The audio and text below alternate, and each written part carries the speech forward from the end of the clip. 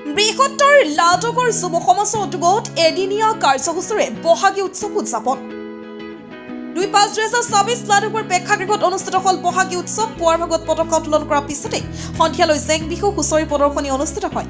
শিৱসাগৰ আশাৰী নিমাইচান হুঁচৰি দলে হুঁচৰি প্ৰদৰ্শন কৰে। নিশালৈ অন্যান্য কাৰ্যসূচীৰ লগতে জনপ্ৰিয় কণ্ঠশিল্পী বৰষা ৰাজকুমাৰী, বিকাশ দত্ত আৰু মীনস্মিতা সোণোৱালৰ সাংস্কৃতিক অনুষ্ঠানেৰে অনুষ্ঠান সামৰণি পৰে।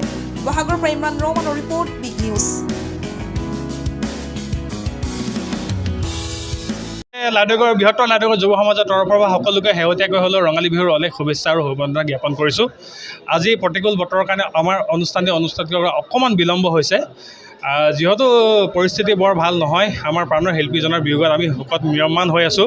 তথাপিতো আমি আমাৰ যিটো বাৰ্ষিক নিয়মভাগি আমি খুব কম সীমিতভাৱে আমি উদযাপন কৰিব বিচাৰিছোঁ। ৰাইজৰ বিপুল সমাদৰ সহযোগিতা লাভ কৰিছোঁ।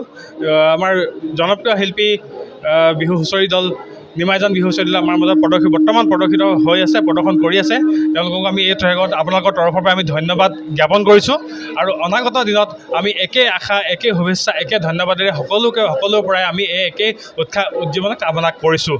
আপোনালোককো এই চেগতে অশেষ ধন্যবাদ দিছোঁ। আপোনালোকৰ বহুমূলীয়া সময়খিনি আমাৰ মাজত দি আমাৰ অনুষ্ঠানটি সুচাৰুৰূপে সমাধান হোৱাত আপোনালোকে যে সহায় সহযোগিতা কৰিছে, তাৰ বাবে আপোনালোকক অলেখ ধন্যবাদ আৰু শুভেচ্ছা জ্ঞাপন কৰিছোঁ। ধন্যবাদ।